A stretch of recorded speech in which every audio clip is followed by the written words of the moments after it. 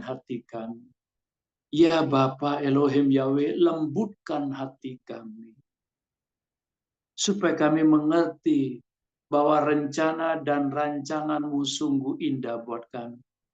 Sekalipun kami mengalami banyak pergumulan, tantangan, hinaan, cercaan, tamparan, pukulan, atau apapun, tapi kami mau Tuhan, Engkau yang menjadi pembela kami.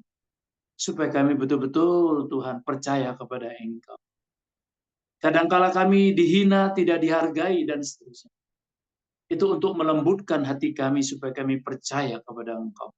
Bahwa Engkau tidak pernah meninggalkan kami. Bahwa Engkau selalu ada di setiap musim hidup kami. Ketika kami mengalami hal-hal yang krisis, yang kritis, ketika kami difitnah, tidak dihargai, diejek, diludahin, diapapun. Tapi kami tahu, Engkau yang menjadi pembela kami. Kami percaya. Berkati firman-Mu, berkati hamba-Mu, Ibu Gembala Febo yang telah membawa kami ke dalam puji-pujian dan penyembahan ini, dan berkati istimewanya semua yang ada di ruang Zoom ini. Serta pertanyaan-pertanyaan yang sudah masuk, kami percaya Roh Kudus Engkau yang menjawab. Lewat mulut bibir, lewat hati hamba-Mu yang sangat sederhana ini. Yang siap diberkati oleh kebenaran firman, yuk sama-sama katakan amin. Amin. Tuhan Yesus memberkati. Bapak Ibu selamat malam dan senang sekali untuk bisa berjumpa dengan Bapak Ibu kembali dalam ruang Zoom. Kita belajar kembali gitu ya Bapak Ibu. Oke. Dan malam ini mari kita mau belajar tentang persoalan iman Bapak Ibu. Kelihatannya gampang. Kita bicara iman dari 4 huruf itu. I-M-A-N, iman. Tapi dalam prakteknya dan bahkan di dalam kehidupan kita sehari-hari ini sangat penting. Iman adalah hal yang terpenting di dalam kehidupan orang Kristen. Bukan kehidupan orang yang beragama. Kita bukan beriman kepada sesuatu yang tidak bisa menolong kita. Kita sedang beriman kepada pribadi yang sanggup menolong kita. Apalagi di tengah situasi sekarang, Bapak Ibu. Di tengah situasi yang sangat pelik ya para sahabat Allah. Situasi yang sangat tidak kondusif dalam ekonomi, dalam pekerjaan, ya, di dalam keuangan, semuanya bercampur baur. Nah, itu sebabnya Tuhan memberikan kita malam ini petunjuk yang sangat baik supaya kita memiliki iman yang sebenarnya, iman yang sejati. Banyak orang-orang yang mengaku Kristen tetapi dia tidak memiliki iman yang sejati. Bahkan kata Yakobus imannya adalah iman setan. Apa itu iman setan? Iman setan itu adalah setan kan percaya bahwa hanya ada satu Allah dan dia gemetar kepada Yesus Kristus, dia takut kata Yakobus 2:19. Tapi dia tidak melakukan apa yang dia takutin. Dia tidak menjadi pelaku, makanya disebut oleh Yakobus iman setan. Nah, banyak orang-orang yang mengatakan manggut-manggut percaya, oke, saya percaya. Itu mulutnya. Tapi tindakannya tidak ada. Itulah yang disebut dengan iman setan ya. Bukan berarti Bapak Ibu yang setan, bukan. Imanmu, kepercayaanmu seperti setan. Setan itu cuma percaya, tetapi dia tidak bertindak. Iman tanpa tindakan mati, kosong. Harus ada tindakan, Bapak Ibu. Oke? Nah, malam ini kita mau melihat bahwa dalam 2 Korintus pasal yang kelima ya. Ada Kak Kiki di sana, Kak Ferry? Ada, Pak. Ya, saya minta tolong Kak Kiki, bolehkah dibaca versi BIMK 2 Korintus 5 ayat yang ke-7 saja.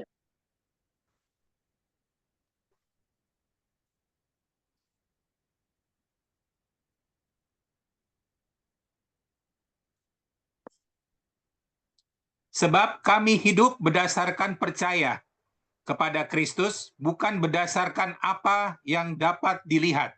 Amin. Ya, terima kasih Kak Gigi. Perhatikan para sahabat Allah, Bapak Ibu yang terkasih dalam waktu 25 menit ke depan. Paulus ingin mengungkapkan kepada orang-orang Kristen yang ada di Korintus. Dia rajin ada di gereja, dia beribadah di gereja, oke? Dia menjadi pelayan, dia menjadi aktivis, bahkan tidak sedikit pengkhotbah yang handal datang dari Korintus. Itu Alkitab yang menyapa. Dari sisi ekonomi juga bagus, banyak orang-orang di Korintus yang diberkati, oke? Diberkati secara dagang, secara bisnis, ya, pengkhotbah yang handal itu muncul juga di situ, tetapi itu bukan menunjukkan iman. Banyak orang yang fasih lidah, banyak orang yang pinter ngomong, tetapi itu cuma ngomong. Dia belum melakukan apa yang diomongkan. Itu menjadi masalah, Bapak Ibu. Itu menjadi masalah. Mari kita jangan cari masalah. Iman itu bagaikan mata uang. Kalau di Amerika yang berlaku adalah dolar Amerika, rupiah tidak berlaku di sana. Kalau di Singapura tentu berlaku dolar Singapura. Rupiah sangat rendah sekali dihargai. Satu Singapura dolar itu harganya 12.000 kurang lebih, Bapak Ibu. Satu Sing dolar di sini 12.000. Jadi rendah banget, gitu Bapak Ibu. Sama di Malaysia, dimanapun, semua berlaku mata uang. Nah, kalau Bapak Ibu, para sahabat Allah, engkau mau ke surga, pastikan engkau mau ke surga, mata uangnya itu adalah faith, iman. Tanpa iman, kata Ibrani 11 ayat yang ke-6, engkau tidak berkenan. Tanpa iman, engkau tidak berkenan kepada Tuhan. Engkau tidak berkenan kepada Elohim Yahweh. Bahkan dalam segala sesuatu engkau lakukan tanpa iman, maka itu berdosa, kata Paulus. Kalau engkau tidak beriman, maka engkau adalah orang yang berdosa. Coba Kak Kiki, engkau baca Roma 14 ayat ke-23, Kak Kiki. Oke, mari kita pelan-pelan nanti sebelum kita kembali ke 2 Korintus 5. Roma 14 ayat 23. Tetapi barang siapa yang bimbang, kalau ia makan, ia telah dihukum, karena ia tidak melakukannya berdasarkan iman. Dan segala sesuatu yang tidak berdasarkan iman adalah dosa. Amin.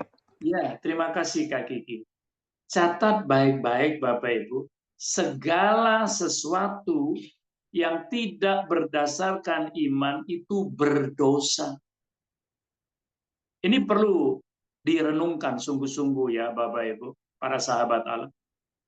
Tindakanmu tidak didasarkan iman, maka itu dosa. Maka saya katakan sekali lagi, saya ulangi lagi, iman itu bagaikan mata uang yang berlaku di surga. Orang yang mau ke surga itu mata uangnya harus dibawa yang namanya faith. Bukan dolar Amerika, bukan dolar Singapura. Itu tidak berlaku semua. Bukan pound sterling, bukan, walaupun itu yang mahal gitu, tidak berlaku di surga. Yang berlaku adalah faith, imanmu. Apa sih Pak iman itu?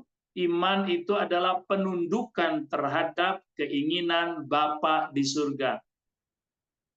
Iman itu adalah penundukan, penurutan terhadap segala keinginan Bapa di surga.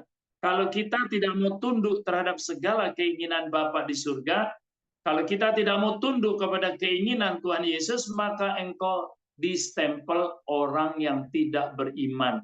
Orang yang tidak beriman berarti engkau tidak berhak ada di surga. Nah, mulai sekarang ini mesti siap-siap Bapak Ibu. Engkau mesti siap-siap. Kita harus siap-siap. Jangan terlalu yakin kalau engkau tidak beriman. Segala sesuatu yang tidak berdasarkan iman itu dosa. Jadi mulai malam ini paling tidak engkau mesti hati-hati, siap-siap, sungguh-sungguh. Oke, mari kembali lagi ke 2 Korintus 5 ayat ke-7. Sebab kami hidup berdasarkan percaya kepada Kristus, bukan berdasarkan apa yang dapat dilihat. Kata sebab itu seringkali saya sudah katakan di doa pagi maupun pemuritan adalah kata penghubung di ayat yang sebelumnya.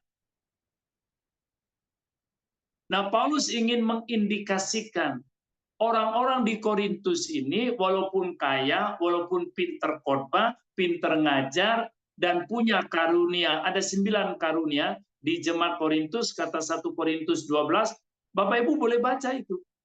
Tapi dia bukan orang beriman, alias sangat danger dan bahaya sekali hidupnya.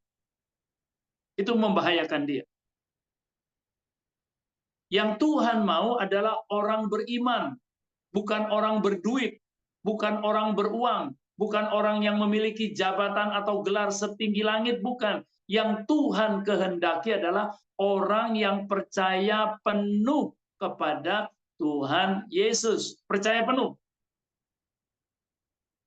Walaupun kau mungkin orang yang sederhana, engkau orang yang tidak punya gelar, engkau orang yang tidak berpendidikan tinggi, tapi engkau memiliki pendidikan rohani, engkau punya kekuatan rohani, engkau percaya penuh, maka engkau adalah orang yang pasti bersama Yesus, pasti. Tapi orang yang ragu-ragu, orang yang bimbang, orang yang kurang percaya seperti iman Thomas, dia tidak mungkin ada di surga. Dia tidak punya mata uang. Yang namanya faith itu, dia tidak punya. Tapi sebaliknya Rahab sebagai perempuan pelacur, perempuan sundal, perempuan yang tidak beradab tadinya, ketika jumpa Yesus, ketika jumpa kepada Bapa Sang Elohim Yahweh, walaupun tadi adalah dihina orang karena dia pelacur, karena dia orang yang tidak bermartabat kata dunia, tapi ketika dia bertobat, dia memberikan hidupnya sungguh-sungguh, dia bersama Bapa di surga di dalam Kristus Yesus. Dia termasuk di deretan imam. Kan gitu. Nah, apa artinya ini Bapak Ibu? Sebab kami hidup berdasarkan percaya kepada Yesus. Kalau Pak Kiki hidup ini sekarang karena percaya kepada Kristus, itulah iman. Bukan berdasarkan apa yang kita lihat, apa yang ada di tangan kita. Bukan. Iman itu tidak ada hubungannya dengan jasmani. Iman tidak ada hubungannya dengan depositomu, uangmu, tidak ada. Dagangmu, keahlianmu, gelarmu, tidak ada hubungan sama sekali iman. Iman itu terhubung dengan keinginan Bapa di surga. Maka setiap orang Kristen, setiap orang yang percaya, mesti punya iman kepada Yesus. Tidak boleh punya iman kepada suami, tidak boleh punya iman kepada istri, tidak boleh punya iman kepada anak, harus bergantung penuh kepada Yesus. Ini jelas pernyataan Rasul Paulus. Nah, Bapak Ibu yang terkasih, maka Paulus ingin mengatakan begini kepada kita. Sebagai orang Kristen, kita tidak boleh goyah. Maka temanya malam ini saya ingin kasih tahu, iman yang tak tergoyahkan.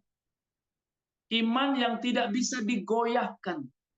Walaupun ada tantangan, walaupun ada terpaan, badai, masalah, kesulitan, walaupun dikasarin orang, walaupun kita diludahin orang, walaupun kita tidak dihargain orang, kita tetap percaya, pegang janji Tuhan Yesus. Kita tidak boleh lemah. Aku percaya. Itu kan Bapak Ibu. Nah, saya mau kasih gambaran begini Bapak Ibu ya. Iman yang tidak goyah itu bukan karena apa yang kita lihat, apa yang kita punya. Saya masih punya aset, saya masih punya tabungan, saya masih punya uang, saya masih punya ini, itu. Saya masih punya mobil, saya masih punya kerjaan. Lalu engkau taruh semua itu artinya beriman kepada yang kau lihat. Artinya engkau tidak percaya kepada Tuhan Yesus. Engkau hanya percaya kepada jabatanmu, kepada keahlianmu, kepada uangmu, kepada kerjaanmu, bisnismu. Itu tidak bisa begitu. Dan surga tidak senang terhadap hal yang demikian. Jadi tolong dipahami ini Bapak Ibu. Jadi kita beriman itu bukan kepada apa yang kita punya. Coba kita lihat Roma 8. Ya, malam ini kita belajar banyak dengan ayat untuk mendukung semua. Roma pasal 8 ayat ke-24, 25 ya. Oke. Kak Kiki sudah hilang atau masih ada kan Kak Kiki? Ada. Roma 8 ayat 24 sampai 25. Yes. Sebab kita diselamatkan dalam pengharapan. Tetapi pengharapan yang dilihat bukan pengharapan lagi. Sebab bagaimana orang masih mengharapkan apa yang dilihatnya. Tetapi jika kita mengharapkan apa yang tidak kita lihat, kita menantikannya dengan tekun. Amin. Yes. Iman itu bukan apa yang kita lihat, kata Kak Kiki, yang sudah dibaca. Apa yang ada di depan mata kita, apa yang ada di dalam rumah kita, apa yang ada di bank, apa yang ada di tabungan, itu bukan iman. Dan kita dilarang untuk berharap model demikian. Jadi apa yang kamu lihat itu bukan iman. Tuhan, aku imanin punya mobil ini. Tuhan, aku imanin punya rumah. Yang sudah dilihat itu bukan iman, kata Alkitab. Walaupun banyak itu orang-orang Kristen yang latah. Ayo imanin, kita doa keliling. Ayo kita tumpangin tangan. Apa yang kau lihat, kemudian kau inginkan, itu bukan iman. Aku imanin, ini wanita cantik banget nih. Aku imanin, ini pria ini ganteng, udah gitu kaya banget. Itu bukan iman, itu setan. Jangan tersinggung kalian. Saya mau murni imanmu melihat kepada Yesus. Paulus sudah katakan, imanmu mesti tertuju kepada Yesus, bukan tertuju dengan apa yang kau lihat. Oh, tokoku rame, warungku rame. Jadi aku percaya, aku tidak akan miskin. Aku kredit ini, aku kredit itu. Karena aku pasti ini, karena tokoku rame, warungku rame. Itu duniawi banget, itu daging banget. Tapi ketika engkau mau bayar sesuatu, engkau nggak punya uang. Engkau percaya penuh. Oh, itu luar biasa. Itu dahsyat. Itu iman. Engkau tidak mau menyusahkan orang lain. Itu iman. Dan percayalah. Engkau harus percaya. Saya mau kasih gambaran contoh gini, Bapak Ibu. Bahwa iman itu seperti gini. Ini hanya contoh yang simpel. Kalau Bapak Ibu kirim barang, baik lewat ekspedisi itu laut, udara, darat, lewat JNE, si cepat, atau apapun. Bapak Ibu percaya nggak bahwa barang yang kau kirim itu lewat apapun ya ekspedisi itu mau darat, laut, udara pasti nyampe ke alamat nggak? Pasti Bapak Ibu percaya kan? Kenapa Bapak Ibu percaya ketika yang kau kirim barang itu di luar pulau bahkan luar negeri? Kok percaya? Contoh lain Bapak Ibu ya, engkau juga percaya bahwa kalau dokter ngomong, Bapak Ibu pergi ke dokter, dokter ngomong ini makan ya Pak 3 kali sehari. Yang ini sebelum makan, yang ini sesudah makan. Kenapa engkau perhatikan dan engkau lakukan, engkau turutin? Why? Itu dokter, itu manusia. Kenapa engkau lebih percaya omongan manusia? Kenapa engkau lebih percaya kepada deposito dan tabunganmu? Kenapa? Kenapa kepada Sang Pencipta langit dan bumi? Kenapa kepada Yesus yang memberikan kita kehidupan? Kenapa Dia yang menebus kita, mengampuni kita, bahkan memberikan kita masa depan? Kenapa Bapak, Ibu, sahabat Allah, kenapa engkau tidak percaya? Kenapa? Khawatir jalan terus. Artinya imanmu adalah iman yang peragu seperti Thomas. Thomas mau lihat bukti dulu. Mana buktikan dulu, mana bukti? Kalau engkau beli mobil, iklannya Toyota itu kan gitu. Kami bukan memberi janji, tapi kami memberi bukti. Itu iklannya mobil. Ini iman, walaupun kau tidak lihat, tetapi engkau percaya, itu iman, itu faith, itu menyenangkan Tuhan.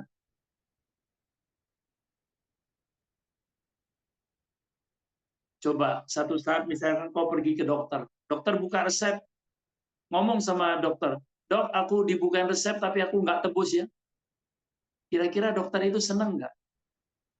Dia marah. Sudah dikasih resep untuk cepat sembuh, tapi ngomong di depan dokter itu, aku nggak tebus ya dok. Coba aja kau berani ngomong gitu. Nah Bapak Ibu, kenapa kita tidak mau percaya kepada janji Tuhan?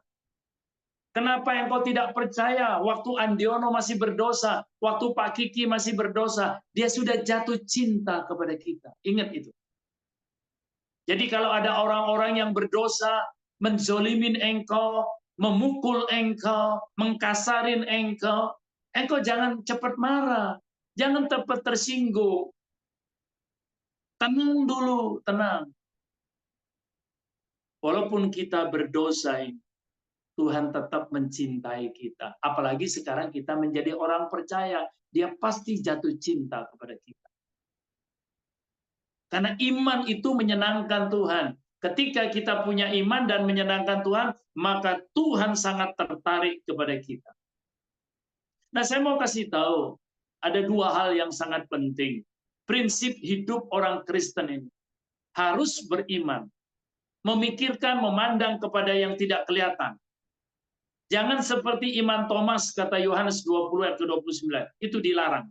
Oke? Tapi saya ingin mempersingkat saja ya. Jadi kita ini bukan katanya beragama Kristen. Kita hidup di dalam kekristenan, artinya hidup kita sama, beriman, percaya kepada Yesus. Kita ini bukan legalisme, bukan KTP kita Kristen, bukan karena kita pakai salib, bukan karena kita tiap minggu ke gereja, bukan itu yang menunjukkan hidup kekristenan. Tetapi tindakanmu, kelakuanmu, omonganmu kelihatan. Kalau engkau masih gampang tersinggung, kalau engkau masih gampang marah, itu bukan orang Kristen. Itu beragama, itu legalisme. Oke, supaya Bapak Ibu mengerti ini dengan jelas.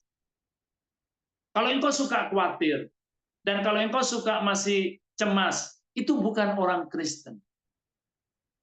Engkau seperti Thomas, engkau cuma legalisme. Mulutmu mengaku, tapi tindakanmu membatalkan mulut. Nah, bagaimana hidup orang Kristen yang normal? Yang pertama, harus hidup dengan iman, bukan dengan melihat. Roma 4, ya. Mari kita lihat ini Kak Kiki, Roma pasal yang keempat. Ya, ini tentang Abraham ini. Ini luar biasa, saya tidak pernah lupa ini ya. Bapak Ibu, tetapi dia tetap Roma 4 ya. Ayat yang ke-19 Kak Kiki, oke. Sampai ayat yang ke-21 saja Kak Kiki. Roma 4 ayat yang ke-19 sampai 21. Oke. Bapak Ibu perhatikan. Imannya tidak menjadi lemah, walaupun ia mengetahui bahwa tubuhnya sudah sangat lemah, karena usianya telah kira-kira 100 tahun, dan bahwa rahim Sarah telah tertutup. Tetapi terhadap janji Allah, ia tidak bimbang karena ketidakpercayaan. Malah ia diperkuat dalam imannya, dan ia memuliakan Allah. Dengan penuh keyakinan bahwa Allah berkuasa untuk melaksanakan apa yang telah ia janjikan. Amin. Amin. Terima kasih Pak Kiki. Para sahabat Allah yang saya cintai, yang saya kasih, perhatikan baik-baik ya. Di ayat yang ke-19, Bapak Ibu tahu kan cerita ini tentang Abraham dan istrinya Sarah. Imannya tidak menjadi lemah. Dia tidak goyah. Walaupun ia mengetahui bahwa tubuhnya sudah semakin lemah. Tubuh semakin tua, semakin lemah, itu wajar. Nggak usah tubuhmu katanya semakin tua itu kayak semakin kuat. Bisa saja kalau kau latih dari muda. Ya. Latihan, makan yang bagus, olahraga yang bagus, berjemur dengan bagus. Kan seperti itu Bapak Ibu. Vitamin dengan bagus. Dan ketika itu usianya 100 tahun. Dan bahwa rahim Sarah telah tertutup. Walaupun secara medis kedokteran rahimnya sudah tertutup. Tidak mungkin sudah bisa punya anak. Dan usia Abraham itu sudah semakin tua. Tetapi lihat ayat yang ke-20. Tetapi terhadap janji Allah, Abraham tidak bimbang karena ketidakpercayaannya. Malah Abraham diperkuat dalam imannya dan ia memuliakan Allah. Di tengah situasi terombang-ambing, dihina, dihujat dengan banyak orang. Katanya kamu mau punya anak, bahkan banyak anak, engkau dikatakan bapak orang beriman, tapi satu anak pun belum ada. Gimana ini? Mana Allahmu? Mana janjinya? Kan ditagi-tagi seperti itu, kurang lebih Bapak Ibu. Abraham merasa tersiksa. Abraham merasa betul-betul ditampar, dipukul, diejek, dihina, difitnah, tidak dihargai. Kan seperti itu, Bapak Ibu. Itu yang terjadi buat Abraham. Mungkin Bapak Ibu tidak difitnah, tidak diejek. Mungkin engkau dipukul, mungkin engkau diludahi, dikasarin. Baik oleh suami, baik oleh istri, baik oleh orang tua, mungkin teman di kantor. Engkau dikasari. Enggak apa-apa, enggak usah dibalas. Nanti Tuhan yang balas. Tapi imanmu menjadi lebih kuat. Aku makin percaya kepada Tuhan. Aku makin percaya kepada Yesus. Aku makin percaya. Abraham di tengah kelemahannya itu makin percaya. Orang beriman itu, Bapak Ibu, bukan tidak ada penderitaan. Ada penderitaan, ada. Bukan tidak ada penderitaan. Yesus menderita, tapi dia taat dan setia sampai mati. Ayat yang ke-21, dengan penuh keyakinan, artinya penuh keyakinan itu kepercayaan bahwa Allah berkuasa untuk melaksanakan apa yang telah ia janjikan. Abraham percaya penuh. Apa yang dijanjikan oleh Bapa di surga, dia pasti kerjakan. Firman-Nya pasti digenapi. So, para sahabat Allah yang saya kasih, apapun kesulitan, apapun penderitaanmu, apapun sengsaramu, apapun sakit penyakitmu, tolong taruh imanmu kepada Yesus dan imanmu makin kuat. Justru semakin menderita, engkau semakin kuat imannya. Itu yang diajak oleh Abraham. Semakin penderitaanmu makin menjadi-jadi, oke, artinya itu Tuhan sedang mau mendemonstrasikan, artinya Tuhan sedang mau menunjukkan sesuatu kepada Bapak Ibu. Jangan menyerah, jangan putus asa, jangan takut. Semakin menjadi-jadi penyakitmu, semakin kemiskinanmu menjadi-jadi, semakin persoalan yang rasanya itu saudaraku makin banyak, semakin peraturan-peraturan pemerintah semakin banyak dan semakin menekan gitu, Anda justru di situ kemuliaan Tuhan akan dinyatakan. Engkau tetap harus percaya. Katakan pada dirimu, aku harus tetap percaya. Sekalipun ada badai yang begitu kuat, aku harus tetap percaya. Amin. Bapak Ibu, engkau mesti begitu. Itu yang pertama, harus hidup dengan iman. Engkau tidak boleh hidup dengan hal-hal yang lain. Hidup kita karena iman. Saya kasih contoh lagi, lihatlah Rahab, wanita pelacur. Di dalam Yakobus 2 ayat yang ke-25, Kak Kiki. Yakobus 2 ayat ke-25, versi BIMK Kak Kiki ya. Kemudian kita masuk ke poin yang kedua, kemudian selesai. Oke? Mari kita lihat ini. Yakobus 2 ayat 25. Lihat juga pada Rahab, wanita pelacur itu. Ia diterima baik oleh Allah karena perbuatannya, yaitu ketika ia menerima di dalam rumahnya pengintai-pengintai bangsa Israel dan menolong mereka melarikan diri melalui jalan lain. Amin. Yes. Dikatakan di sini Kak Kiki, lihatlah Kak Kiki kepada kehidupan Rahab. Lihat. Bapak Ibu para sahabat Allah diminta coba contohlah Rahab ini. Dia adalah wanita pelacur yang tadinya adalah melacurkan diri, hidup dari kepelacurannya itu. Tetapi ketika dia berjumpa dengan Tuhan, dia nurut, dia mengikuti keinginan Tuhan. Dia tinggalkan semua itu pekerjaan yang hal-hal yang demikian. Tapi dia percaya, dia terima tantangan. Itu iman. Walaupun dia diancam loh ini, Bapak Ibu, para sahabat Allah. Ketika itu kalau tentara dan maupun raja di Yeriko tahu ini, dia bisa dibunuh. Dia bisa dibunuh. Tetapi karena satu orang Rahab dan keluarganya semua diselamatkan. Iman terhubung langsung dengan keselamatan loh ini Bapak Ibu, jangan main-main.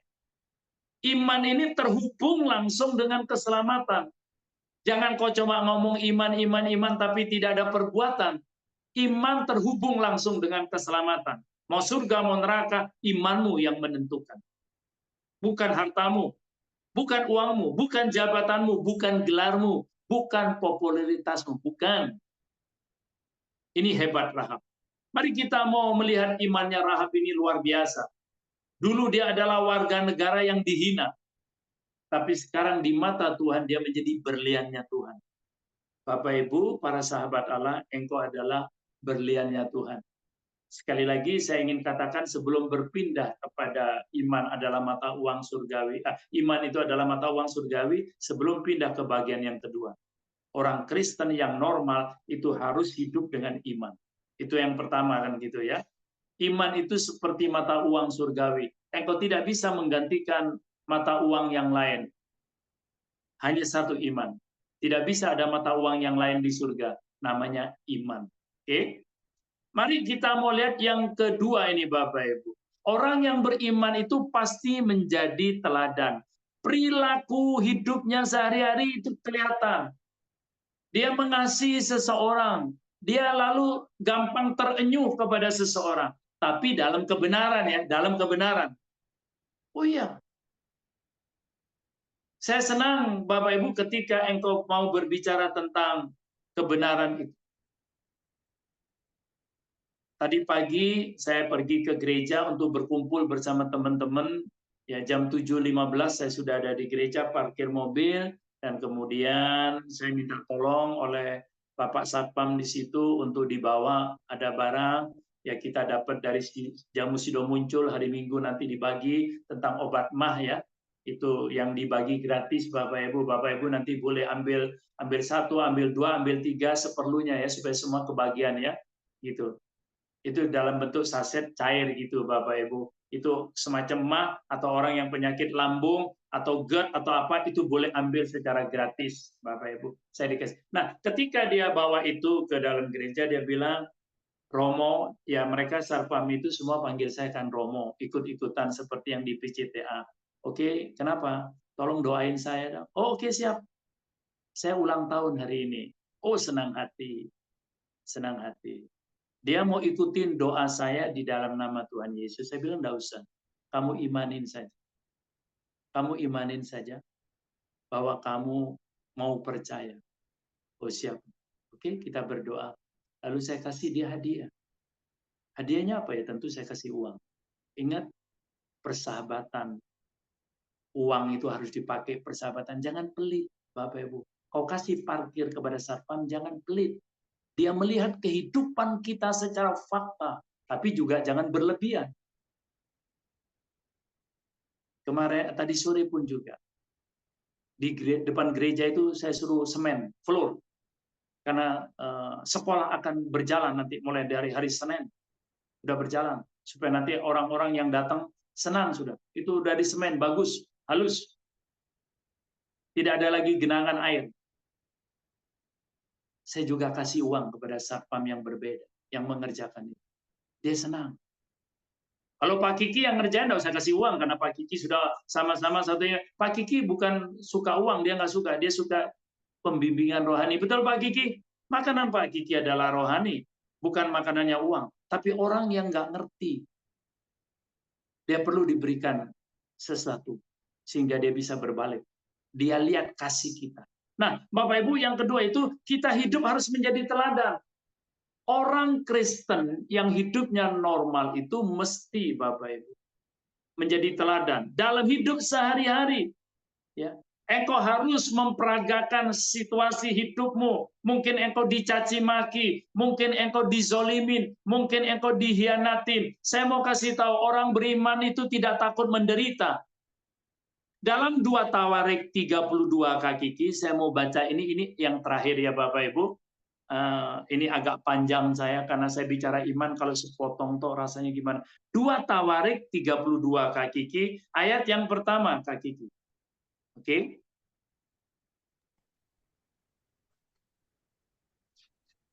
Setelah Raja Hizkia melakukan hal-hal yang menunjukkan kesetiaannya kepada Tuhan, Sanherib Raja Asyur menyerang Yehuda. Ia mengepung kota-kota berbenteng dan memerintahkan pasukannya supaya merebutnya. Amin. Artinya begini, terima kasih Kak Kiki ya, terima kasih. Para sahabat Allah, Bapak Ibu, Hizkia ini adalah raja yang jujur, yang setia, yang taat. Garis bawahi dulu. Kalau kau baca semuanya. Raja Hizkia jujur, setia, taat kepada Tuhan. Oke? Nah, coba bandingkan dengan kita. Kita jujur, setia, dan taat kepada Tuhan nggak? Coba dibandingkan dengan kita dulu. Tapi Hizkia ini jujur, setia, dan taat pada Tuhan. Namun tetap Raja Hizkia mengalami tantangan, penderitaan, kesulitan dalam hidup. Jadi apa artinya ini, Pak? Orang yang beriman juga tidak luput dari penderitaan. Orang yang beriman tidak luput juga dari pergumulan hidup, tidak luput. Tapi justru orang yang beriman ada di dalam penderitaan, ada di dalam kesulitan, dia makin percaya kepada Tuhan. Kepercayaannya makin di situ, Bapak Ibu. Jadi jangan meninggalkan Tuhan. Jangan rasanya Tuhan nggak bela saya, Tuhan nggak perhatikan saya. Oh no, Tuhan pasti perhatikan. Dan izinkan Tuhan yang membalas orang-orang yang melukai engkau, orang-orang yang menzolimin engkau. Izinkan Tuhan Yesus yang membalas, bukan engkau yang membalas, bukan. Kita belajar ya dari Raja Hizkia. Jadi artinya begini, saya ingin kasih tahu. Keteladanan Raja Hizkia ini, di apa-apain pun dia tetap tenang, dia tetap tersenyum. Walaupun dia ditampar, digebukin oleh Raja Sanherib, datang menyerbu, kotanya diobrak-abrik gitu Bapak Ibu, dia tetap percaya Tuhan pasti bela. Tuhan bela kok diobrak-abrik sih, kok dihancurin semuanya, ini gimana sih? Orang beriman, dia tetap tenang, dia tetap percaya, dia tidak melawan. Itu orang beriman. Jangan lupa, iman adalah penundukan terhadap kehendak Allah. Kalau kehendak Allah memang mau begitu, engkau tidak salah, tapi engkau digebukin, engkau tidak salah, tapi engkau dikasarin, engkau tidak salah, tapi engkau difitnah, tetap tenang. Izinkan itu semua Tuhan yang balas. Amin. Tuhan Yesus memberkati kita, Bapak Ibu. Oke, jangan takut kita, jangan takut. Kata 2 Tawarik 32 ayat yang ke-7, nanti Bapak Ibu baca, jangan takut dengan kehidupan ini, karena Tuhan pasti bela kita. Oke, kita mau berdoa Bapak Ibu. Bapa, kami mengucap syukur untuk malam ini, Engkau menguatkan iman kami semua. Walaupun kami punya iman sebesar biji sesawi saja, tapi kami bisa memindahkan gunung. Luar biasa firman-Mu. Tuhan ampuni kami, seringkali kami tidak beriman, tapi kami seringkali beriman kepada yang kami lihat, apa yang kami punya, apa yang ada di tangan kami. Sesungguhnya walaupun kami pandai berkhotbah, pandai mengajar, pandai untuk menasihati, tapi kami tidak pandai menjadi pelaku firman. Tapi mulai malam ini Tuhan, Engkau tolong kami. Terima kasih ya Bapak, Engkau memberkati semua yang ada di ruang Zoom ini, dan sebentar tanya jawab kami akan lakukan. Roh Kudus, tolong hamba-Mu yang hinain. Engkau mesti tolong aku yang hinain itu Tuhan, untuk boleh menjawab semua pertanyaan ini dengan apa yang Kau kehendaki, supaya semua dipuaskan. Dalam nama Tuhan Yesus, Kau sudah memberkati kami semua, maupun Kak Ferry sebagai host dan yang akan membacakan pertanyaan ini. Amin. Tuhan memberkati kita semua Bapak Ibu. Silakan Kak Ferry langsung saja. Yes. Baik, terima kasih Pak Andi untuk kebenaran firman yang mau disampaikan malam hari ini. Mengingatkan kembali Bapak Ibu yang masih ada unek lagi. Mau ada pertanyaan ataupun diskusi sesuatu apapun, boleh disampaikan melalui chat di Zoom ya. Chat di Zoom ini nanti ini sudah kami konfigurasi sehingga nanti hanya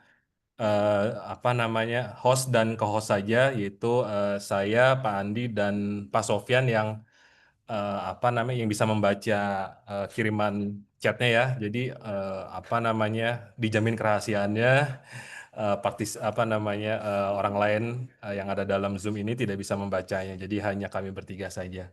Ya, demikian Pak Andi. Oke, Bapak Ibu, kita langsung ke pertanyaan pertamanya.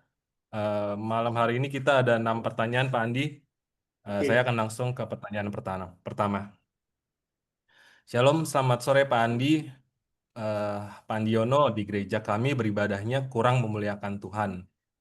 Maaf, mungkin kami yang salah. Bapak Gembalanya ya, dari penanya ini Pak Andi.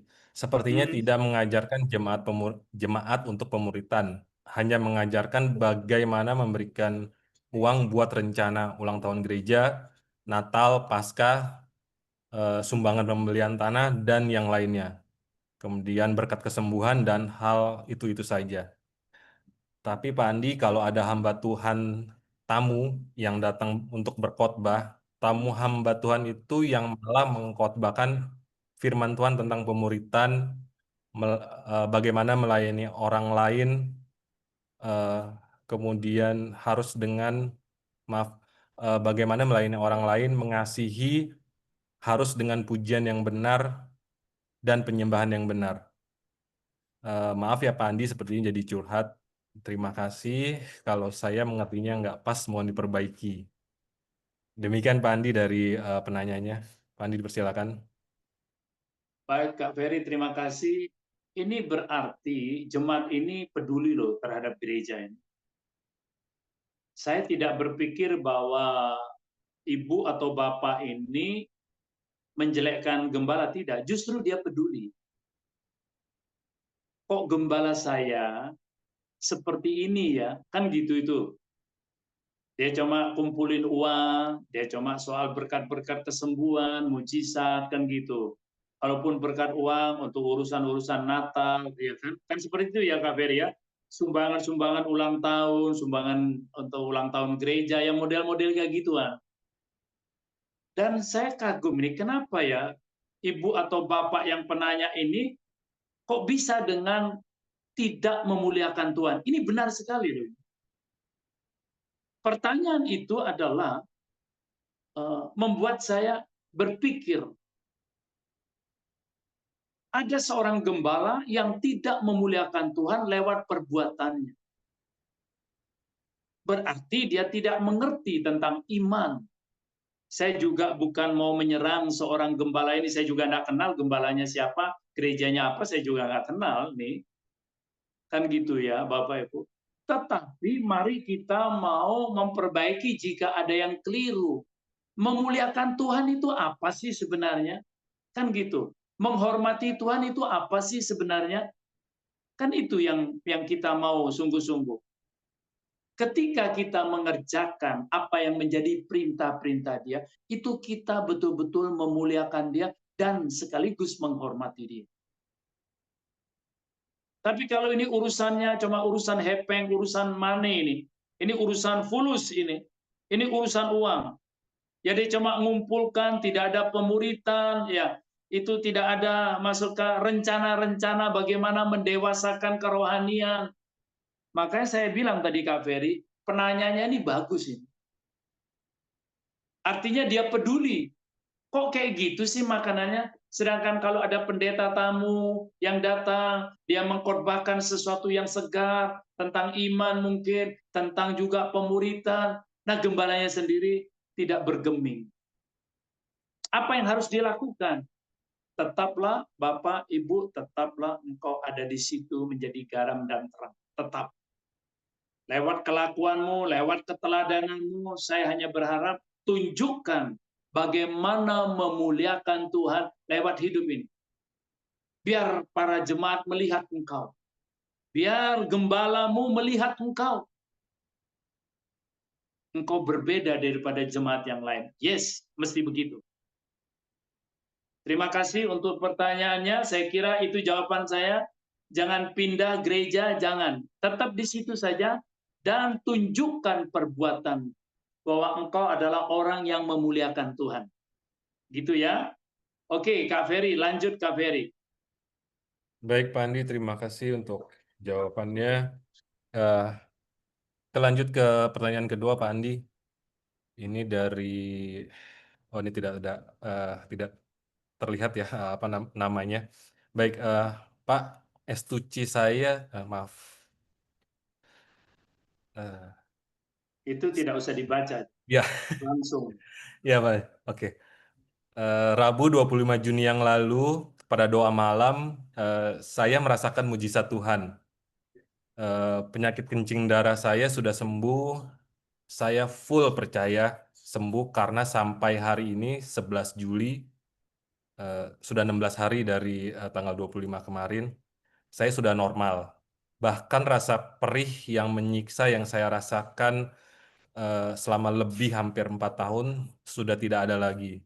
Untuk kepastian sembuh, saya dan istri ingin sekali check up USG ke dokter. Nah, pertanyaannya Pak Andi, jika saya melakukan check up ke dokter, kesannya menjadi tidak percaya kepada Tuhan, bahwa Tuhan sudah memberikan mujizat, tetapi saya lebih percaya kepada dokter. Maaf Pak, pertanyaan saya bodoh, tapi jujur saya takut check up karena kesembuhan yang saya terima itu dari mujizat dari Tuhan, dan seharusnya saya tidak perlu ragu lagi. Terima kasih Pak Andi atas petunjuknya. Demikian Pak Andi. Iya.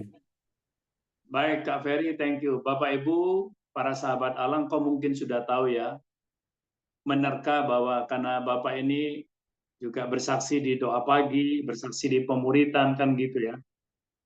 Dan ini 4 tahun lebih sudah bahwa dia kencing darah dan sakit dan sudah dia ceritakan semua. Saya tidak usah ulang itu lagi ya. Jawabannya hanya satu, Pak. Engkau harus check up ke dokter. Itu justru menunjukkan imanmu. Imanmu yang menyembuhkan engkau itu, bukan dokter. Tetapi justru ketika engkau check up lewat apapun sarana itu, mau USG, mau apa, nggak ada masalah. Itu menunjukkan kebenaran Tuhan di atas segala-galanya. Itu semua seperti itu yang terjadi. Jadi jangan ragukan, Pak. Saya setuju. Pergilah bersama istrimu bahwa engkau betul-betul sudah 16 hari ini sudah oke, dan engkau punya kemauan untuk terdorong untuk pergi ke dokter secara medis, silakan, dan itu tidak bertentangan. Sekali Tuhan menolong, sekali Tuhan menyembuhkan, sampai selamanya itu harus sembuh.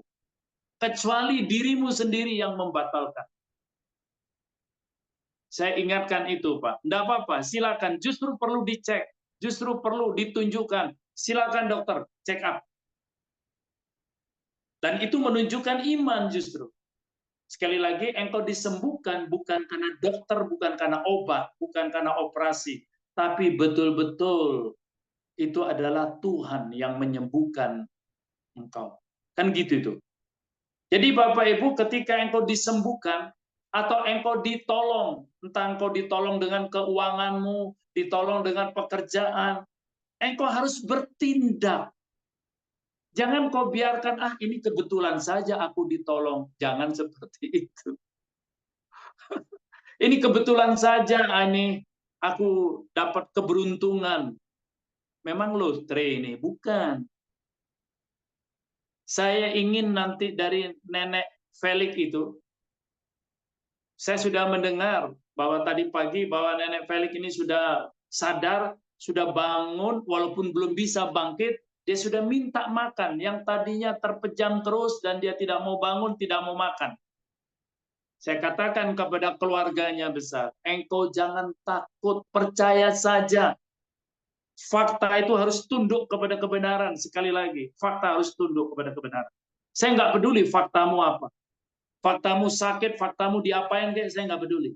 Yang saya pedulikan kebenaran di atas fakta. Dan kebenaran, fakta itu, kenyataan itu mesti tunduk kepada kebenaran. Selesai. Begitu ya, Kak Ferry. Oke, lanjut Kak Ferry. Baik Pak Andi, terima kasih untuk jawabannya. Baik, pertanyaan ketiga, malam Pak Andi, bagaimana membangun iman kita kalau iman atau percaya kita rusak karena karena keadaan hidup yang kami alami tak berubah-ubah. Hanya rasa pahit, kesal, dan tidak percaya lagi dengan Tuhan. Walaupun tiap minggu ibadah, bahkan pelayanan. Demikian Pak Andi. Oke, ini kehidupan kita, persoalan hidup ya Bapak Ibu. Yang pertanyaan seperti ini juga seringkali kita alami. Bagaimana sih membangun iman? Bagaimana membangun? Kita bangun rumah gampang. Bangun segala sesuatu yang fana gampang. Bangun bisnis gampang. Gitu. Walaupun tentu ada tantangan-tantangan, ada syarat. Tadi pagi saya meeting bersama itu para teman-teman, para guru, para mentor itu untuk tentang yang akan kita buka nih TK tanggal 14 ini sudah mulai running. Oh ya, kita penuh persiapan. Walaupun syarat-syaratnya itu rasanya sulit, tapi kita penuhi. Kita penuhi semuanya. Kita bersama-sama, kita bersatu, kita penuhi. Membangun sekolah seperti ini kelihatannya sulit, tapi gampang. Nah, membangun iman artinya adalah membangun penundukan penurutan kita kepada Tuhan. Ini yang sulit. Tapi apakah nggak bisa? Bisa dong, bisa. Nah, pertanyaan itu bagaimana membangun iman? Kenapa Bapak Ibu? Karena seringkali iman atau kepercayaan kita rusak. Kenapa kok rusak? Karena kondisi-kondisi hidup yang dialami kan, ya. Hidupnya nggak berubah-berubah gitu. Miskin ya tetap miskin, sakit tetap miskin, sakit ya tetap sakit. Persoalan-persoalan keluarga tetap aja terus itu topiknya. Utang nggak kebayar-bayar terus gimana? Misalkan seperti itu yang terjadi, sehingga ada rasa pahit, ada rasa kesal, nggak percaya lagi sama Tuhan. Walaupun tetap ada di dalam gereja, bahkan aktivis gereja. So bagi penanya ini tentu begini, membangun iman yang kau tanya ini bagus banget. Banyak orang tidak mau membangun iman, dia membangun bisnis, dia membangun kerajaan. Dimulai dari mana? Yang pertama, engkau mesti rajin berdoa. Yang kedua, engkau mesti juga rajin intim dengan Tuhan. Bangun relationship with God. Ini tidak bisa bimsalabim. Karena iman sekali lagi itu penurutan terhadap kehendak Bapa di surga. Bagaimana kita mau tahu keinginan Bapa di surga? Orang kita nggak pernah berdoa, orang kita jarang berdoa, orang kita juga jarang untuk intim dengan Dia. Dan yang ketiga, engkau mesti kumpul dalam sebuah komunitas yang sehat. Tinggalkan komunitas yang tidak sehat itu. Tinggalkan temanmu yang duniawi, yang begajulan itu, yang cuma ngajak foya-foya. Tinggalkan itu. Kalau memang betul ya, mau bangun iman. Model-model yang gaya-gaya dunia, mungkin engkau happy. Yang happy itu dagingmu. Jiwamu tidak akan happy. Karena jiwa kita dibangun oleh firman. Jiwa manusia itu dibangun oleh firman, bukan dibangun oleh yang daging, yang duniawi. Itulah pelajaran bab 1 daripada pemuritan. Nismat Kain. Imanmu itu dibangun oleh karena nismat Kain, jiwa kita maksud saya. So, kumpulah dengan orang-orang yang sungguh-sungguh percaya. Tinggalkan, maka kan Paulus berkata, pergaulan yang buruk merusak kebiasaanmu yang baik. Apa kebiasaanmu yang baik? Engkau biasa baca Alkitab, engkau biasa intim dengan Tuhan, mulai kendor, akhirnya tidak sama sekali. Entah itu istrimu, entah itu suamimu yang membuat engkau begitu, entah itu anakmu, entah itu teman bisnismu, entah itu teman sekolahmu, entah itu teman mainmu. Model-model kayak gitu tinggalin. Bukan berarti kau minta cerai ya, bukan. Dia mau nyaman-nyaman sendiri, tinggalin. Silakan aja, lu jalannya sendiri, saya enggak. Kalau memang mau membangun iman, harus punya komunitas yang bagus. Setelah itu apa juga? Bapak Ibu sahabat Allah, engkau mesti ada di dalam sebuah kumpulan rohani, baik lewat pemuritan, baik lewat kayak malam ini eksklusif. Ngapain sih nonton TV terus? Ngapain kau lihat medsos terus? Tiap hari kerjanya scroll medsos terus. Ngapain? Yesus memberikan kita hidup, menebus kita bukan untuk itu. Maunya jalan terus, healing terus. Jangan. Ada saat yang teduh, engkau terus bangun hubungan. Itu saya kira ya. Jadi maka imannya itu pasti akan terbangun, pasti. Kau baca Alkitab, engkau makin percaya, engkau dengar khotbah, engkau ikut dalam kegiatan rohani, imanmu mulai terbangun, mulai tertata. Tuhan tidak pernah meninggalkan kita. Bagi orang yang serius kepada Tuhan. Kemalangan orang benar memang banyak, kata Mazmur 34 ayat ke-20 ya. Kemalangan orang benar itu, orang benar ya, memang banyak. Tapi jangan takut, Tuhan juga yang membela. Lanjut Kak Ferry, lanjut terus. Baik Pak Andi, terima kasih untuk peneguhannya. Kiranya Bapak Ibu yang menanyakan boleh semakin diteguhkan dari jawaban Pak Andi. Yes. Ya, pertanyaan berikutnya Pak Andi, pertanyaan keempat. Selamat malam Om Andi. Saya banyak merasakan kasih Tuhan di tengah penderitaan atau badai hidup. Beberapa minggu ini terasa badai itu datang dalam keluarga kami, tapi bukan kasih Tuhan lagi yang ada di pikiran, tetapi rasa tidak percaya kalau Tuhan akan menolong. Bahkan di pikiran ini sempat terlintas Tuhan keterlaluan. Saya dibawa dalam posisi tidak nyaman terus dan sampai kapan? Bagaimana saya harus melewati momen ini ya Om? Demikian Pak Andi. Baik, Tuhan berkati Kak Ferry. Bapak Ibu gini, walaupun engkau mungkin nulis pertanyaan itu tidak jelas gitu atau susunan kata-katanya, semua saya lemparkan ke Kak Ferry yang mengedit lagi itu. Walaupun namamu tidak ada. Percayalah Kak Ferry juga nggak tahu. Kalau masuk ke saya gitu kan, yang tahu cuma Andiono dan itu saya jaga rahasianya. Kau tanya apapun semua rahasia. Kecuali kau masuk ke ruang chat di ruang Zoom ini kan, ya, hostnya yang tahu dan saya atau gitu kan. Dan Kak Ferry lah yang menyusun kata-kata ini lagi. Jadi saya mau katakan, bagaimana engkau merasakan kasih Tuhan? Kasih Tuhan itu apa sih menurut definisimu? Saya mau tanya dulu. Tentu menurut kalian, menurut Bapak Ibu, kasih Tuhan itu kayak apa definisinya? Dia mengalami, merasakan kasih Tuhan di tengah penderitaan atau badai. Kan gitu ya, Kak Ferry? Di tengah badai hidup, di tengah penderitaan, penanya ini merasakan kasih Tuhan. Nah, tolak ukur kasih Tuhan itu apa? Artinya engkau tetap tenang di tengah badai, di tengah kesulitan, di tengah krisis, engkau tetap percaya, engkau tetap melakukan aktivitas, engkau tetap tersenyum, engkau tetap juga makan dengan teratur, engkau tidur dengan nyaman. Karena engkau percaya terhadap. Tetapi beberapa minggu badai ini terasa begitu kuat datang dalam keluarga.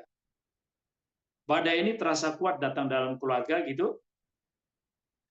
Tapi bukan kasih Tuhan lagi yang ada di pikiran. Nah ini persoalan. Di pola pikir nih Kak Ferry, hati-hati ya Bapak Ibu para sahabat Allah. Pikiranmu itu yang seringkali digoda, ditipu oleh iblis.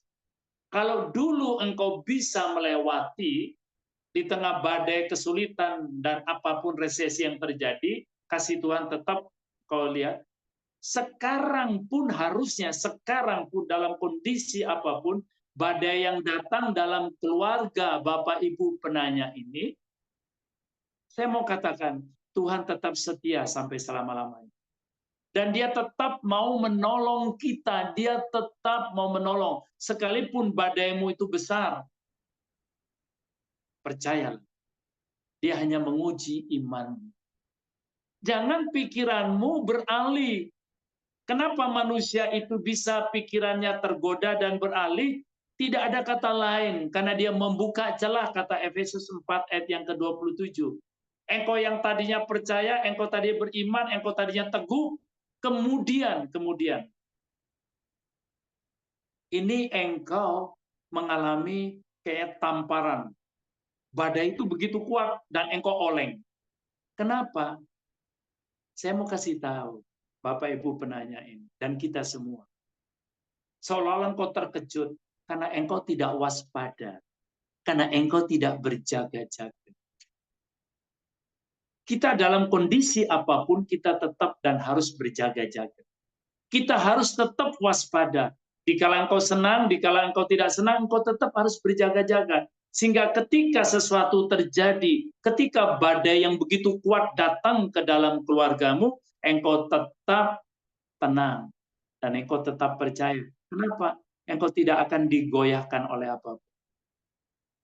Engkau tidak akan pernah goyah. Sebab hidupku bukan karena melihat, bukan karena yang di depan mata. Aku hidup karena percaya kepada Yesus. Tadi 2 Korintus 5 ayat 7 itu. Aku bukan percaya kepada masalah, pada tantangan, pada badai, bukan. Aku percaya toh kepada Yesus. Justru saya mau kasih tahu kepada penanya ini. Ketika badai itu datang dalam keluargamu yang begitu kuatnya, di situ justru berkat Tuhan. Berkat Tuhan yang akan datang. Berkat Tuhan. So, jangan berpikir Tuhan tidak tolong. Jangan berpikir bahwa, aduh ya kepercayaanku, imanku ini luntur nih. Jangan dong. Kekhawatiran menyebabkan imanmu merosot. Kekhawatiran. Saya kasih tahu ini rahasianya Bapak. Kekhawatiran membuat engkau drop imanmu. Bahkan bisa ke titik nadir. Dan untuk bangkit lagi sulit. Perlu dipompa dengan kuat. So jaga. So waspada. Gitu ya Bapak Ibu. Saya kira itu sehingga ya tentu posisimu nggak nyaman kan ketika di posisi itu. Tidak ada ketika orang menerima badai itu dia ketawa-ketawa, dia nyaman-nyaman, dia cekikikan hahaha. Nggak ada. Yang ada sedih, yang ada menangis, yang ada berteriak. Tidak apa-apa. Tapi tetap percaya. Sekalipun engkau menangis, tapi katakan, aku tetap percaya. Sekalipun engkau berteriak, tapi berteriaklah kepada Tuhan, jangan kepada manusia. Percayalah, dia pasti tolong. Karena dia terlalu mengasihi kita. Ya, itu saja. Ya, saya kira momen-momen yang seperti ini yang harus dia bangkitkan ya. Jadi tinggalkan kekhawatiranmu dan berjaga-jaga, waspada, dan jangan buka celah pikiranmu, maka saya percaya engkau akan menang. Kata 1 Yohanes 5, Kak Kiki, ini ada satu ayat yang coba kita baca kalau nggak ada. 1 Yohanes 5 ayat yang ke-4 dan 5 Kak Kiki ya. 1 Yohanes 5 Kak Kiki. Oke. Thank you Kak Kiki. Boleh dibaca dengan cepat Kak Kiki. 1 Yohanes 5 ayat 4 dan 5. Yes. Sebab setiap anak Allah sanggup mengalahkan dunia yang jahat ini. Ya. Dan kita mengalahkan dunia dengan iman kita. Siapakah dapat mengalahkan dunia? Hanya orang yang percaya bahwa Yesus adalah anak Allah. Amin. Terima kasih Kak Kiki. Saya nggak usah jelaskan panjang lebar ya, karena masih banyak pertanyaan yang lain yang mesti saya jawab. Bapak Ibu penanya ataupun kita semua, benarkah kita mau mengalahkan dunia? Satu toh yang bisa mengalahkan dunia, iman pada Yesus. Tidak ada yang lain. Kecerdikanmu, kepandaianmu, keahlianmu, apapun hartamu, tidak bisa mengalahkan dunia. Karena dunia dikuasai si jahat. Artinya engkau tidak bisa mengalahkan iblis. Tapi orang yang percaya kepada Yesus, engkau sanggup mematahkan semua strategi iblis. Praise the Lord. Oke, lanjut Kak Ferry. Baik, Pak Andi, terima kasih untuk jawabannya. Malam hari ini kita akan banyak diberkati dengan bagaimana diteguhkan dalam iman dan pola pikir nih Pak Andi. Ya, pertanyaan berikut masih akan sama nih Pak Andi. Ya, Pak Andi, saya mau bertanya, saya khawatir dalam hidup ini khususnya tentang uang. Saya punya 2 anak, kerjaan saya serabutan, tapi saya tetap bekerja Pak Andi. Apakah Tuhan meninggalkan saya karena saya tidak setia, juga dengan beribadah atau mengembalikan persepuluhan dan yang lain-lain? Bagaimana jalan keluarnya ya Pak? Saya sekarang ini sungguh gelisah dan saya juga sering sakit-sakitan. Saya minta petunjuk dan solusinya Pak Andi. Demikian Pak Andi. Baik Kak Ferry, terima kasih Kak Ferry. Bapak Ibu yang terkasih dan khususnya penanya ini. Begini, setiap orang hidup itu tentu ada masalah, itu kita udah tahu. Tapi jangan cari masalah, kan itu persoalannya. Maka bertindaklah hati-hati. Jangan cari masalah. Kalau masalah itu datang berarti Tuhan izinkan. Enggak apa-apa, yang penting kita tidak cari masalah. Maka ketika masalah itu datang, sedangkan masalah itu bukan karena engkau yang cari masalah, bukan karena kesalahanmu, itu justru bagus. Itu justru bagus. Tadi saya kasih contoh dalam 2 Tawarik 32 kan.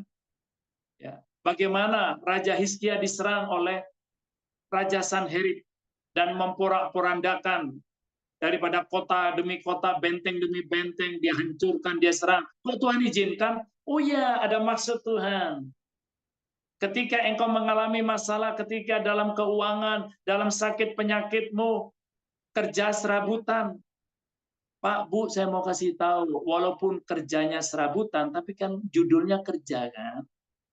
Artinya engkau mesti bersyukur. Nah, saya kira, Bapak Ibu, engkau kurang bersyukur, engkau kurang menerima. Ini masih ada pekerjaan, ini masih ada penghasilan. Naikkan syukur di dalam segala hal. Mau untungmu sedikit, mau banyak, itu bukan urusan. Maka Tuhan berkata, kesulitan hari ini cukuplah hari ini.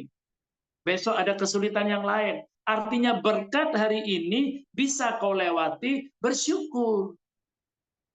Maka Bapak rohani kita, Pak Erastus Sabdono ini, Bapak Gembala kita senior ini berkata, bisa dilewatin. Itu maksudnya. Ada tantangan, ada badai, toh bisa kita lewatin. Karena Tuhan yang memberikan kita kekuatan, kan gitu ya Bapak Ibu. Oke? Jadi, apalagi soal uang. Nah ini, soal uang disinggung lagi, soal perpuluhan lagi. Ya saya sih nggak bosen menjawab Bapak Ibu. Saya berharap engkau yang mendengar juga jangan bosen ya. Saya nggak mau ngomong lagi soal uang, soal perpuluhan. Memang kau semuanya butuh uang kan? Pak, semua kehidupan ini butuh uang. Bukan butuh uang. Engkau butuh Yesus. Uang datang, jangan dibalik. Saya masih ingat kesaksian dulu mungkin 12-13 tahun yang lalu. Dia tidak percaya pada waktu ikut pemuritan pertama ini, kesaksiannya dia ini sendiri. Ya, beliau ini yang bersaksi begitu. Ketika dia sulit tentang keuangan, saya bilang tabur uang, jangan cari uang. Gimana saya sulit uang kok? Justru karena engkau sulit keuangan, Alkitab berkata tabur uang. Karena saya ngalami. Oh sulit, itu kontradiksi. Kita hemat demi hemat. Perpuluhan aja kita hemat sehemat-hematnya. Tapi ketika, oke deh Pak Andiono, saya coba deh Pak. Ya terserah kamu mau coba. Tapi benar, dia bersaksi. Ketika saya tabur uang, benar, saya dikejar uang. Artinya berkat itu datang. Berkat itu datang. Silakan engkau mau percaya atau tidak, saya tidak ngatur itu. Saya tidak mau ngatur itu Bapak Ibu. Kalau engkau cinta Tuhan, engkau pasti ikutin firman. Kalau engkau cinta Tuhan. Kalau engkau percaya kepada Yesus, kalau engkau beriman kepada Yesus, kau lakukan seluruh perintah. Kalau kalian menghormati Tuhan, kalau kalian betul-betul memuliakan Dia, engkau pasti lakukan.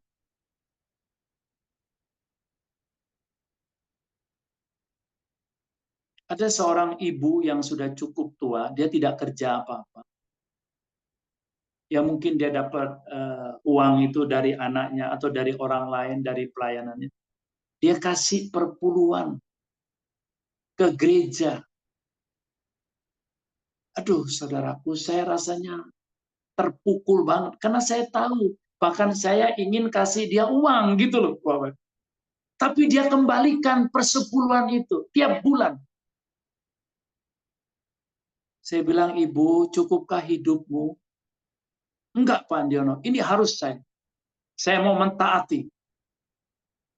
Nah, sedangkan yang cukup gajinya gede, perpuluhannya dibawa ke mall, alias belanja-belanja, senang-senang.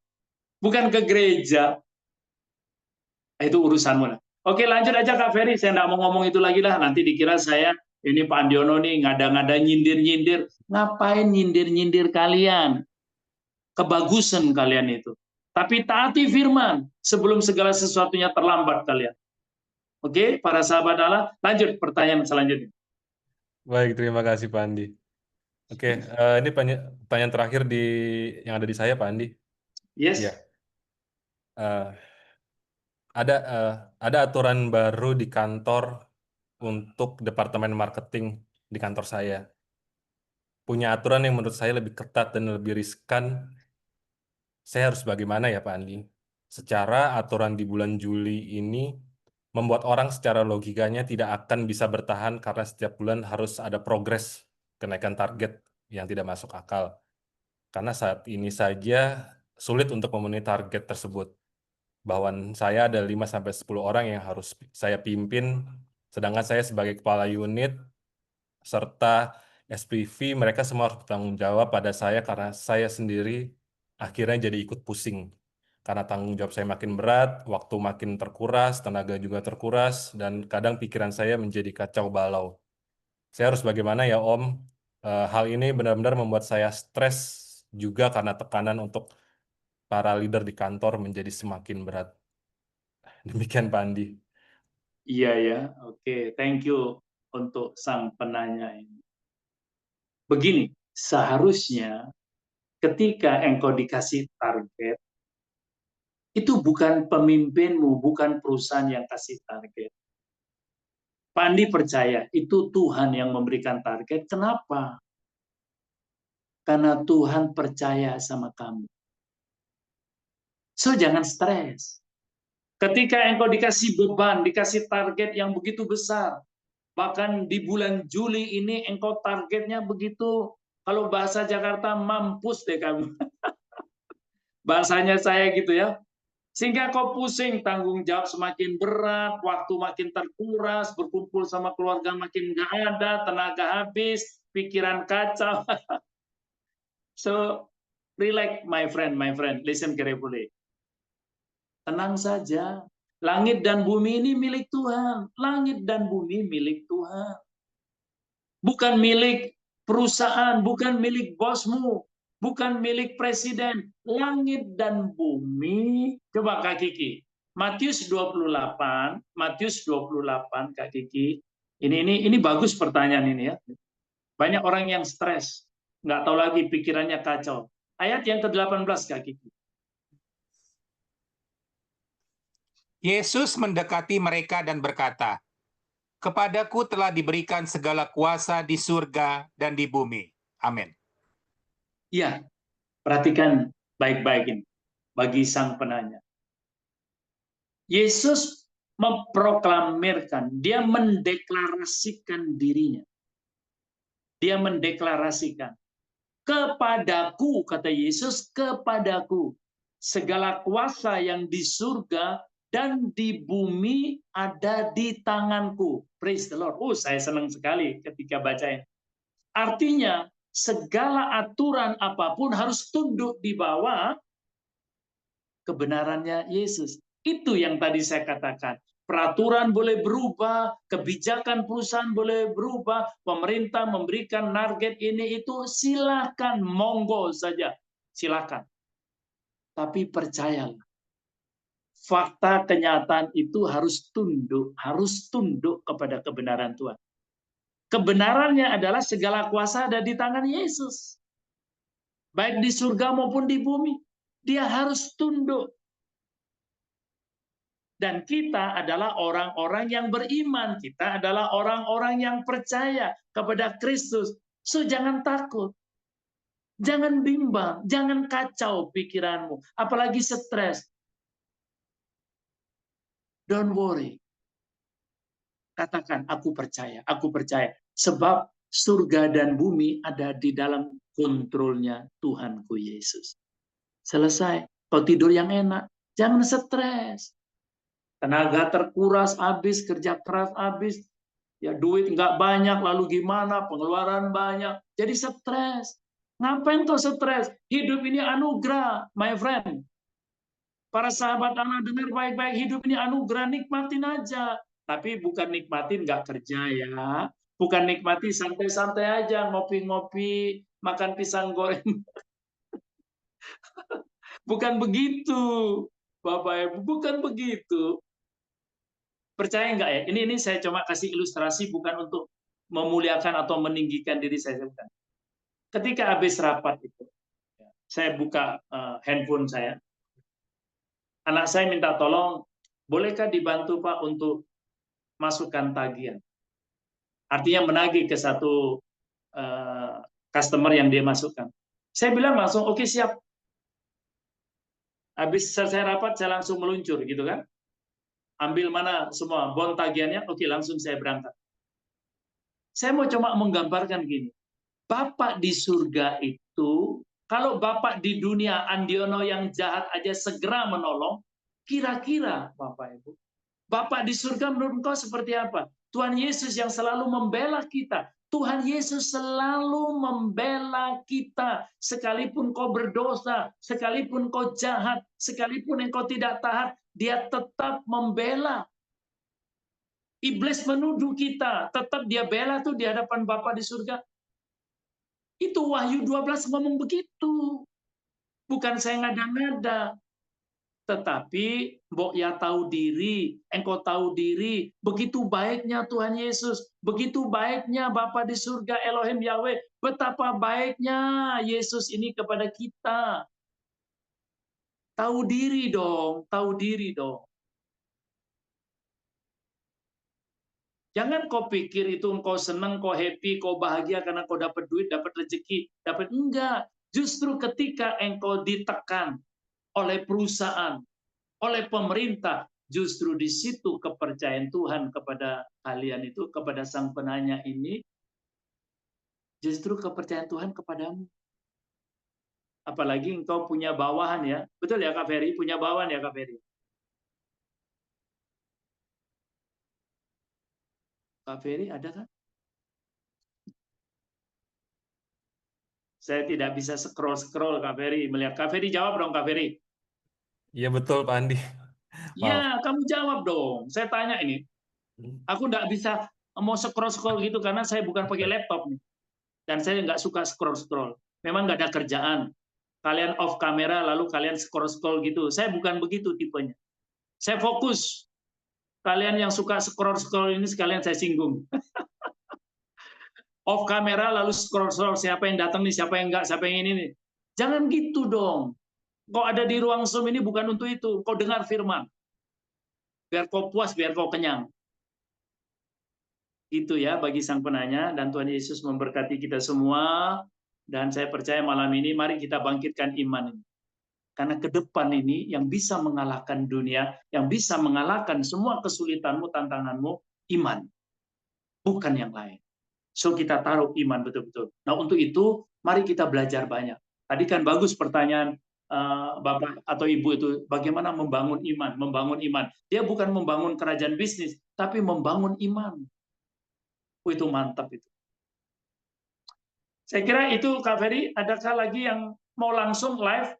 Kalau di chat juga tidak ada, di saya juga sudah tidak ada Kak Ferry. Ada yang mau langsung live gitu Kak Ferry, mau bertanya? Kalau tidak kita tutup. Baik, Bapak Ibu, apabila masih ada yang ingin mengajukan pertanyaan ataupun ada sharing apapun itu, boleh langsung saja open mic-nya, nanti bisa langsung berbicara. Yes. Monggo Bapak Ibu, ada waktu kesempatan silakan, jangan disia-siakan. Ya. Problem hidupmu, problem hidup, atau keluargamu, atau orang kenalan yang bagaimana menghadapi mereka, gitu ya. Baik, kalau tidak ada, kita langsung Pak Ferry. Saya nggak mau nunggu. Kita bukan connect nih, kita bukan kendaraan yang katanya, ayo grogol-grogol, tunggu dulu, nggak ada gitu. Ya, baik Pak Andi, sepertinya sudah tidak ada lagi yang akan memberikan pertanyaan pada malam hari ini. Estuci malam hari ini bisa kita tutup Pak Andi. Ya, adakah Pak Pendeta Rizbana Tampu Bolon bersama kita, Kak Ferry? Ada Pak. Boleh beliau. Oh, silakan tutup Pak Pendeta. Iya Pak. Baik Bapak Ibu, kita berdoa. Bapa di sorga, terima kasih, kami bersyukur untuk firman-Mu, untuk hadirat-Mu yang boleh kami rasakan. Terima kasih juga untuk pemaparan jawaban-jawaban dari beberapa pertanyaan tadi ya Tuhan, dalam segala kemelut persoalan yang sedang dihadapi oleh anak-anak-Mu, baik dalam persoalan yang dihadapi oleh penanya tadi di gereja lokalnya, dalam urusan rumah tangga, dan lain sebagainya, di kantor, pekerjaan. Tuhan, biarlah ketika mereka bertanya, mereka bukan hanya sekedar ingin tahu jawaban, tapi biarlah mereka mengerjakan apa yang benar, yang sudah disampaikan, jawaban yang sudah diberikan, mereka menghidupinya. Sebab pertanyaan ini semua akan menjadi percuma jawaban jika hanya sekedar ingin tahu. Tapi biarlah Tuhan tolong, semua yang bertanya ini bukan hanya sekedar ingin tahu jawaban, tapi mereka benar-benar memang ingin mencari jalan yang benar, kebenaran dan kehidupan. Dan kami percaya setelah mendengar jawaban ini, hidup mereka menjadi berkat karena mereka telah menerima, telah mendapatkan jalan yang benar, yang tepat, sesuai dengan kebenaran-Mu. Terima kasih juga untuk hamba-Mu, ya Tuhan, yang sudah menyampaikan kebenaran-Mu, dan juga sudah menjawab setiap pertanyaan. Engkau Tuhan yang terus memberkati hamba-Mu, ya Tuhan. Bahkan juga Tuhan host kami, Mas Ferry, Pak Sofian, dan juga Tuhan, Ibu PB yang sudah memimpin dalam ujian penyembahan. Semua rangkaian acara STG sepanjang malam ini, Tuhan, Engkau yang memberkati. Karena ketika kami berkata, kami menerima berkat, tentu semua kami menerima berkat rohani yang membuat langkah-langkah kami makin berkenan kepadamu. Ada pengertian demi pengertian yang terus bertambah ya Tuhan, karena kebenaran-Mu memberikan kami pengertian. Terpujilah Tuhan, Engkau yang terus melawat anak-anak-Mu dalam setiap persoalan hidup mereka. Semuanya kami boleh berkemenangan, persoalan apapun, dalam kondisi apapun, ya Allah, satu-satunya yang menjadi senjata kami adalah kebenaran-Mu. Engkaulah satu-satunya Tuhan tempat yang paling aman. Kebenaran-Mu adalah menjadi perlindungan yang sempurna. Mampukan kami terus Tuhan untuk hidup dalam kebenaran-Mu. Terima kasih Bapa di sorga, terpujilah Tuhan di dalam nama Yesus Kristus. Kami tutup STG di malam hari ini. Amin. Thank you Pak. Thank you.